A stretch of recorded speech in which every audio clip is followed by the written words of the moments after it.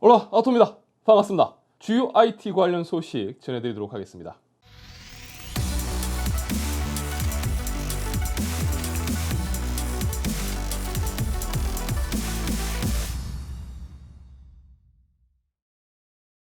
자, 아마 모르는 분들이 계실 수도 있겠지만 소니는 플레이스테이션 5를 출시했고요. 마이크로소프트도 엑스박스 시리즈 X를 출시했습니다. 시장에 제품이 원치 없다 보니 출시 사실을 모르는 분들이 계시더라도 사실 이상할 게 없지만 어쨌든 출시했습니다. 동물의 숲과 함께 비슷한 상황을 연출했던 닌텐도 스위치는 출시된 지 5년이 되어가지만 새로운 제품의 출시 소식은 아직 없는 상황입니다. 자, 블룸버그의 보도 내용에 따르면요, 닌텐도 스위치는 올해 삼성 올레드 디스플레이를 탑재한 모델을 선보일 예정이며 기존보다 화면 사이즈가 좀 더 커질 것이라고 합니다. 관련해서 삼성 디스플레이가 빠르면 6월 초 7인치의 720p 해상도의 올레드 패널 양산을 시작해서 7월경에 선적을 할 예정이고요. 초기 월간 생산 목표는 100만 대 정도일 것이라고 삼성 관계자를 통해 확인했다고 전했습니다. 자, 물론 이와 관련해서 삼성과 닌텐도 측에서는 공식적으로는 코멘트를 하지 않고 있는 상황입니다. 자, 온라인 게임 커뮤니티 등에서 올레드 스크린 도입에 대한 추측은 기존에 있었지만 이 닌텐도의 후루카 슌타로 사장은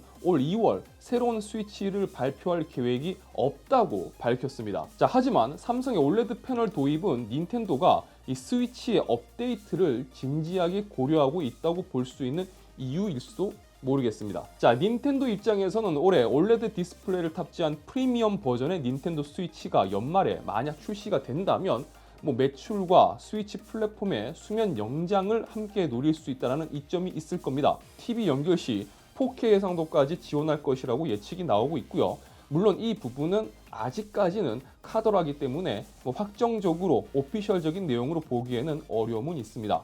또한 닌텐도에서 도입할 것으로 보이는 이 리치드 올레드 패널은 공급 과잉으로 인해서 시장 가격이 하락되고 있기 때문에 삼성 디스플레이 입장에서는 닌텐도를 고객사로 확보하는 것이 또 이익이 되겠죠.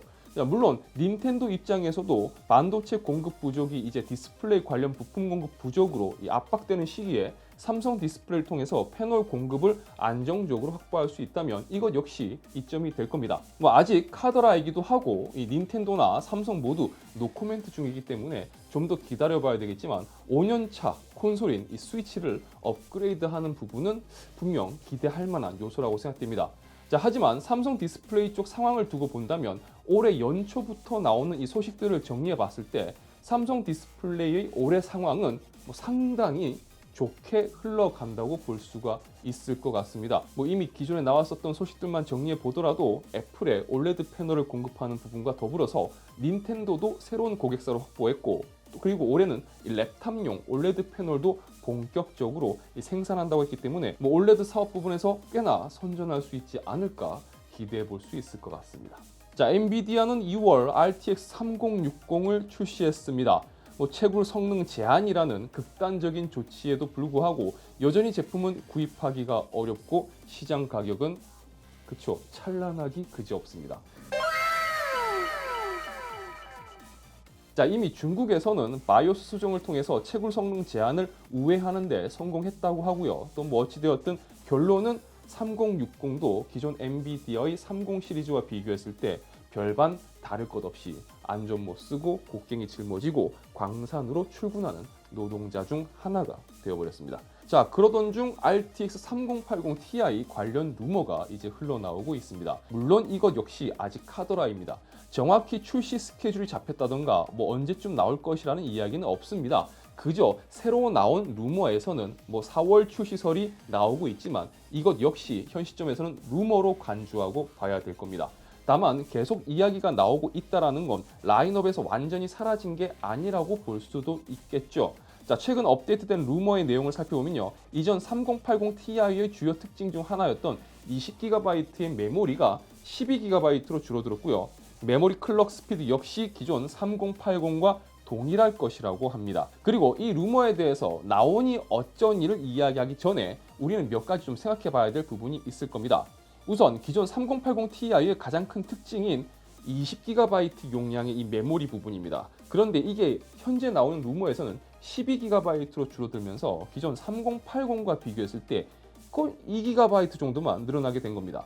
자, 클럭 스피드나 부스트 클럭 등 세부적인 제품의 스펙은 어떻게 잘 필지 알 수가 없지만 루머에서 나오듯이 쿠다 코어가 거의 3090급에 가까워지는 등 기본적인 성능 부분에서는 3090에 가까워진다고 봤을 때 현재 3080과 3090의 이 성능적인 차이, 그리고 3090이라는 제품이 주는 사용성을 감안해 볼 때 게이밍에서의 성능 향상은 그렇게 크지 않을 수 있다라는 부분도 예상해 볼 수 있을 겁니다. 그리고 3080과 3090의 성능 차이가 현재 가격을 기준으로 비교해 봤을 때 굉장히 아름다운 수준의 차이점을 보여주지 않는 것과 크게 다르지 않을 거라는 예상도 해볼 수가 있다는 겁니다. 자, 그렇다면 대체 3080 Ti는 어떤 녀석일까?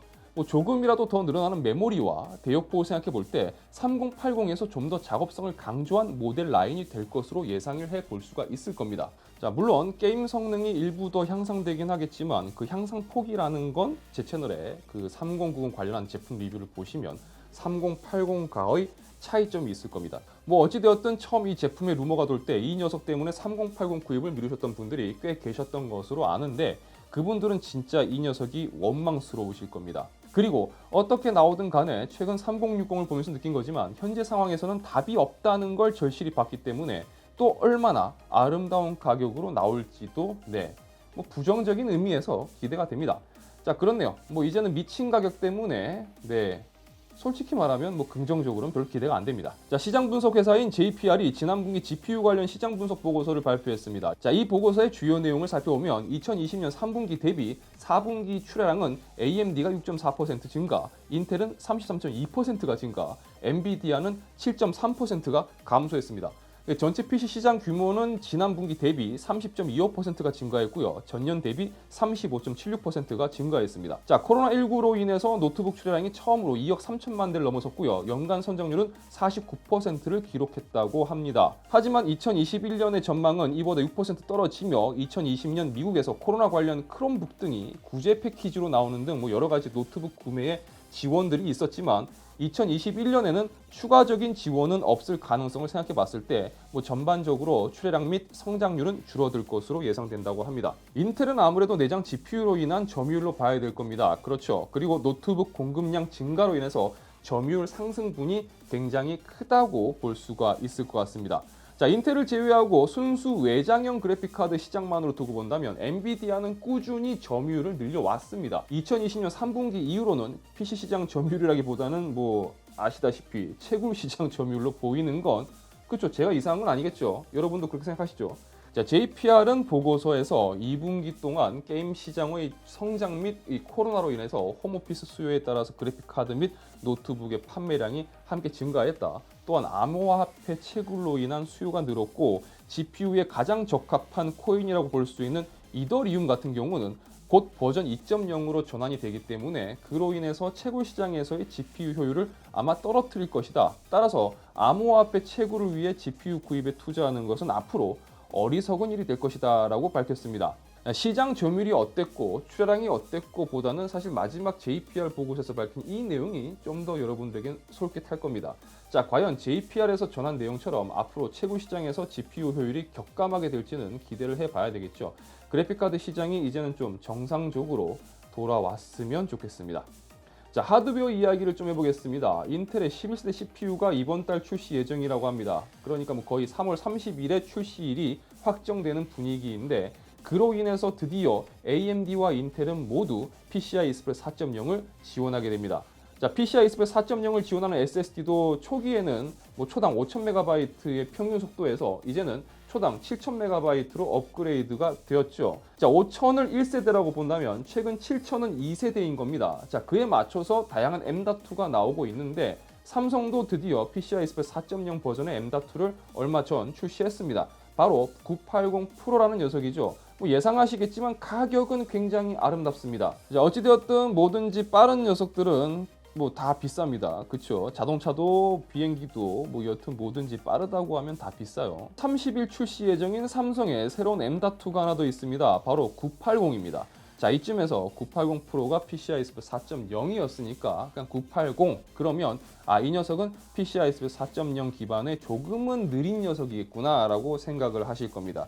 어떻게 보면 이게 아주 정상적인 생각이겠죠. 그런데 980은 PCI Express 3.0 기반의 M.2입니다. 거기에 D램 캐시도 사용하지 않습니다. 그러니까 이름은 980인데 그쵸. 그러니까 신제품이니까 980이라는 이름을 사용하겠지만 어쨌든 PCI Express 3.0 기반이고 D램 캐시를 사용하지 않는, 그래서 좀 더 저렴할 것으로 예상되는 보급형 M.2일 것으로 예상을 해볼 수가 있을 겁니다. 최대 읽기 속도는 초당 3500MB이고 최대 쓰기 속도는 초당 3000MB일 것이라고 한다고 합니다. 다만 세대 기준으로 봤을 때 이전 세대 모델인 970 에버 플러스보다 느리다는 점, 그리고 970 에버 플러스 및 970 관련해서 해외 기준으로 봤을 때 세일을 굉장히 자주 진행하고 있는 점, 그래서 구입가에서는 980이 과연 이전 세대 모델들과 비교했을 때 메리트가 있을지는 미지수라고 볼 수가 있을 것 같습니다.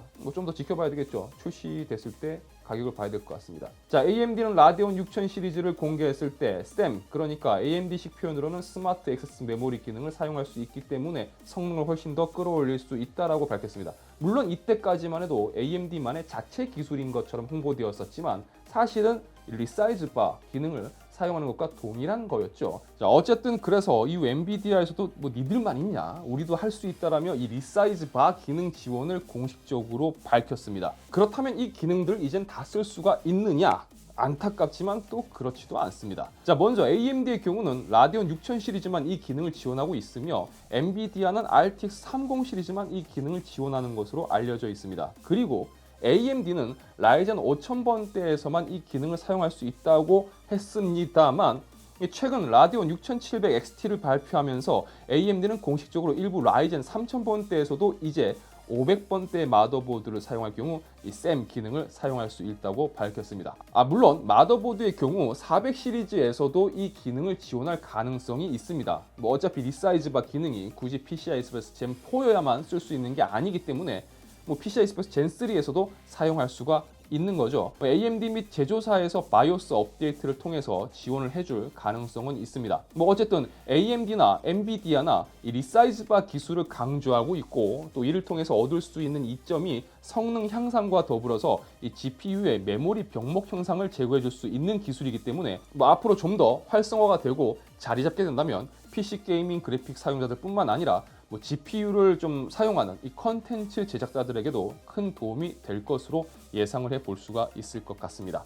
자, 인텔은 11세대 로켓레이크를 이번 달 말에 출시할 것으로 보입니다. 출시 관련해서 나온 소식으로는 공식적으로 3월 30일에 글로벌 출시를 할 것이라고 이렇게 밝혔다고 전해지는데요. 이게 공교롭게도 이미 독일에서는 11세대 제품이 판매가 되고 있다고 합니다. 뭐가 어떻게 돌아가는 그림인지는 모르겠는데 만약 독일에서 판매 중인 게 사실이라면 이거는 인텔의 이 컨트롤에 문제가 있다고 봐야 될 겁니다. 여튼 WCC F텍을 통해서 인텔의 i9 그리고 i7의 판매 제품군 리스트가 공개가 되었는데요. 인텔이 12세대 엘더레이크를 준비하면서 이제는 좀 정신을 차렸을까라고 생각을 했는데 이 리스트를 보니까요. 여전히 인텔은 김밥 천국화 되어가는 이 사골집을 버리지 못한 것 같습니다. 자, 일단 11700과 11900 두 칩으로 10개의 모델을 만들었습니다. 자, K와 F 그리고 KF 그리고 여기에 조금 신선한데 T라는 저전력 버전까지 내놨습니다. 놀랍죠? 제품 스펙시트 내용만 두고 본다면 긍정적으로 볼 수 있는 건 있습니다. 그게 뭐냐면 의외로 저전력 버전도 쓸만하겠네 라는 생각이 살짝 전두엽을 스치고 지나가는 정도를 이야기할 수 있을 것 같습니다. 자, 그리고 방금 차트 잘 보셨죠?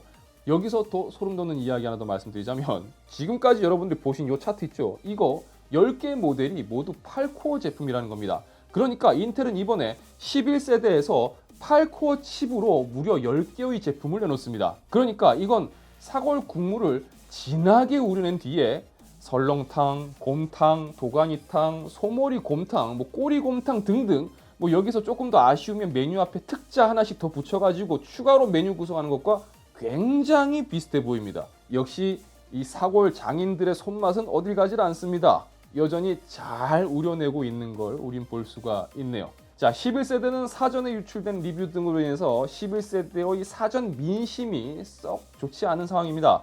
저도 여기서 양념 하나 살짝 치고 싶긴 한데 그래도 엠바고는 지켜야 되겠죠. 자, 필드 테스트 결과를 나중에 참고하시는 게 좋을 것 같습니다. 자, 오늘 전해드린 소식은 여기까지입니다.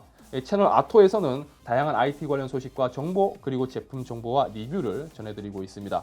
자, 영상 유익하시다면 좋아요와 구독 그리고 알람 설정 부탁드리겠습니다. 저는 다음 영상에서 다시 인사드리도록 하겠습니다.